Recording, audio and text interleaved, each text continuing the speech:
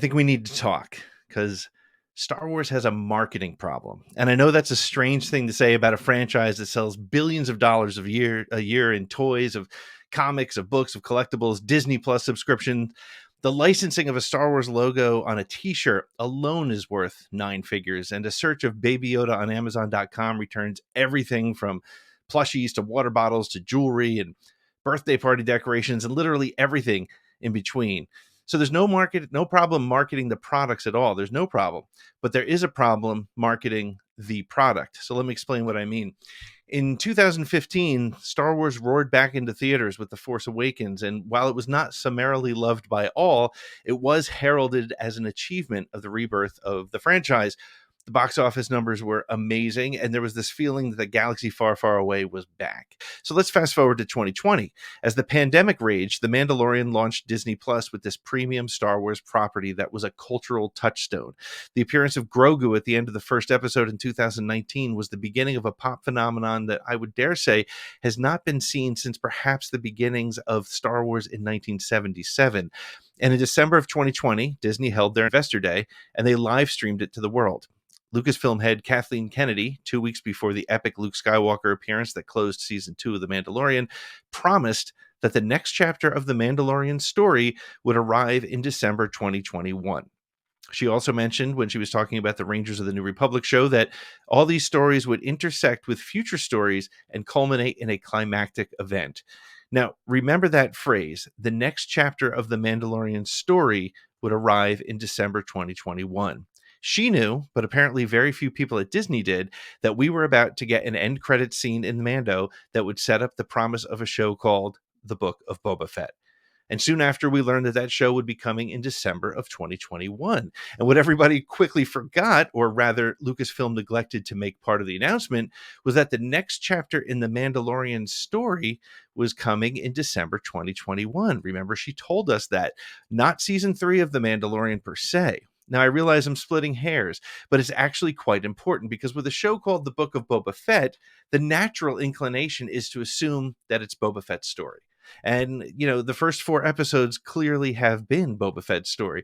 But as soon as the story gave us 90 minutes of The Mandalorian, just as the Boba Fett tale was starting to reach a crescendo, it not only confused casual viewers, but it did seem to anger many of the hardcore fans. The worst part about it, though, is that the chapters 5 and 6 from the Book of Boba Fett may be some of the greatest Star Wars telling and world building we've ever seen. Yes, I said that, and yes, I mean it. This is why there's a marketing issue. There were 133 episodes of the Clone Wars series over 7 seasons, and throughout that time, there were many arcs, side quests, character development stories, etc., that took a handful of episodes to tell outside of the lines of the main story. Even in The Mandalorian, there were a handful of stories that seemed to sideline Mando himself while we got to know more about some of the other characters in the story.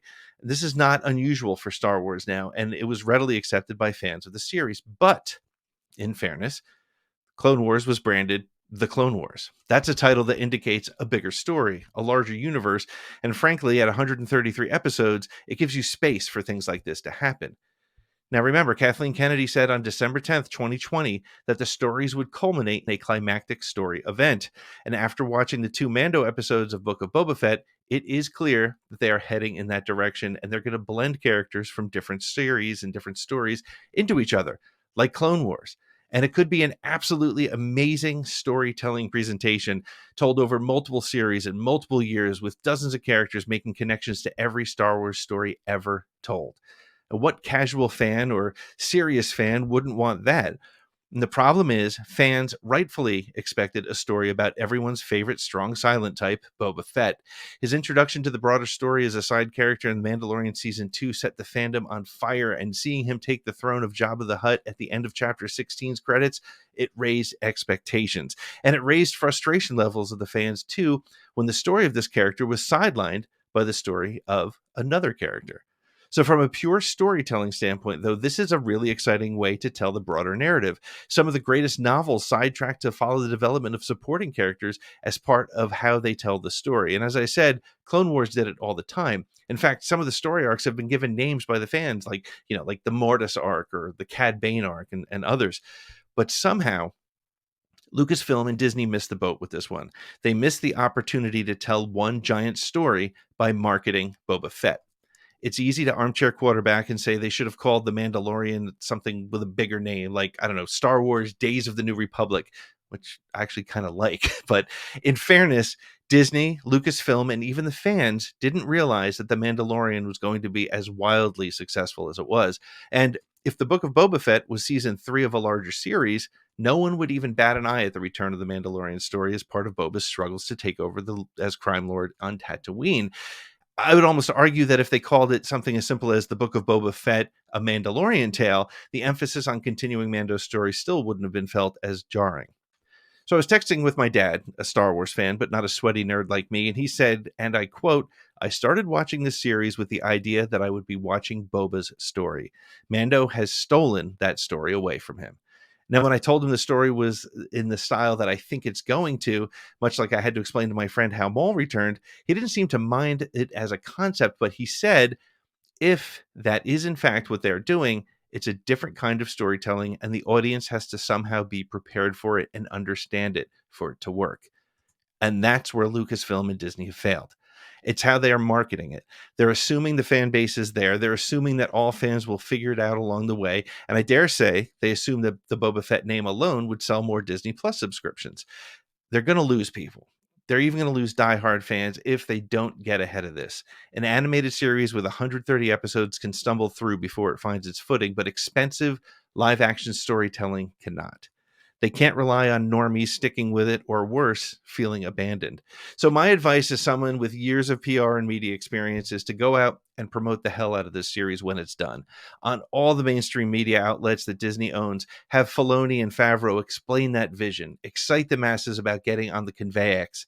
I'm sorry, I mean, excite the masses about getting on the train. And I want to see where all the parts of the story are going. People are going to want to get behind that.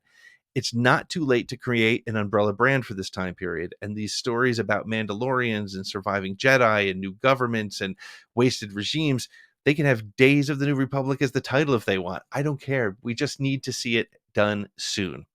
It's going to generate interest in the Bad Batch, and it'll absolutely be needed because a story like Kenobi and Cassian Andor, those shows which are on the docket, if this timeline and this way of storytelling isn't confusing to the average fan now, two shows centered on characters we've seen die in movie theaters set at different times before A New Hope is going to be very difficult to follow.